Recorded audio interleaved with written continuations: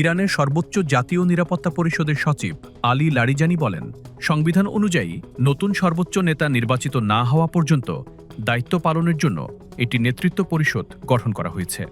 ইরানের সংবিধানের ১১১ নম্বর অনুচ্ছেদে বলা আছে যে, নেতা মৃত্যুবরণ করলে, পদত্যাগ বা অপসারিত হলে বিশেষজ্ঞ পরিষদ দ্রুত নতুন নেতা নিয়োগ করবে।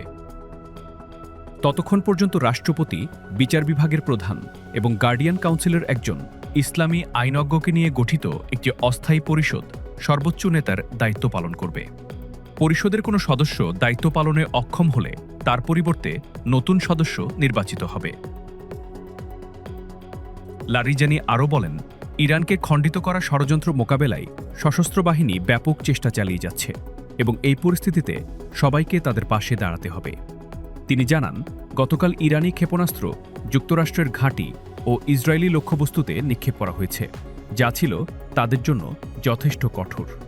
একই সাথে তিনি সতর্ক করে বলেন, আজকের প্রতিক্রিয়া তাদের জন্য আরও কঠোর হতে যাচ্ছে।